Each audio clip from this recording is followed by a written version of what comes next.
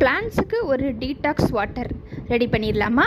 அதுக்கு நான் என்னென்ன போட்டிருக்கேன்னா, குக்கும்பர் எடுத்திருக்கேன், நெல்லிக்காய் எடுத்திருக்கேன், லெமன் எடுத்திருக்கேன். இது 3 வந்து வீட்டில் வாங்கினது கொஞ்சம் காஞ்சு போயிடுச்சு. அதனால் இதை இது மாதிரி ஒரு கிளாஸ் ஜாரில் ஊற்றி வச்சு ஒரு 3 நாள் நல்லா ஃபெர்மெண்ட் பண்ண வச்சுட்டேன். அதுக்கப்புறம் இதை எடுத்து என்ன பண்ணலாம், ஒரு மிக்ஸி ஜாரில் அடிச்சுட்டு அதை நல்லா ஃபில்ட்ரு பண்ணிவிட்டு ஒரு பக்கெட் இல்லை 2 பக்கெட் தண்ணியில் கலந்துட்டு இந்த செடி ஃபுல்லாக ஸ்ப்ரே பண்ணி விட்ருங்க. அப்புறம் மீதி கொஞ்சம் இருக்கிறதுலையும் அந்த செடியிலையும் மண்ணுலையும் கொஞ்சம் ஊற்றி விட்ருங்க. இது மாதிரி பண்ணுறதுனால பார்த்தீங்கன்னா உங்களுக்கு வந்து இந்த சீடோட ஜெர்மினேஷன்லாம் நல்லா நடக்கும். அது மட்டும் இல்லாமல் பூவெல்லாம் நல்லா பெருசாக பூக்கும். இந்த மாவு பூச்சி, அதுக்கப்புறம் இந்த எறும்பு தொல்லை, இதுலேருந்துலாம் நம்ம பிளான்ட்டை வந்து நல்லா பாதுகாக்கலாம். நமக்கு எல்லாத்துக்குமே தெரியும் இந்த நெல்லிக்காய், லெமன் இதெல்லாம் விட்டமின் சி இருக்குன்னு. ஆனால் விட்டமின் சி மட்டும் இல்லை, இதில் வந்து பாஸ்பரஸ், மெக்னீஷியம், பொட்டாசியம் இந்த மாதிரி நிறைய சத்துக்கள் இருக்குது. இதில் வந்து பிளான்ட்டுக்கு வந்து ரொம்ப யூஸ்ஃபுல்லாக இருக்கும். இதோட pH லெவல்லாம் மெயின்டைன் பண்ணுறதுக்கு நமக்கு வந்து இது ரொம்ப யூஸ்ஃபுல்லான ஒரு லிக்விட்.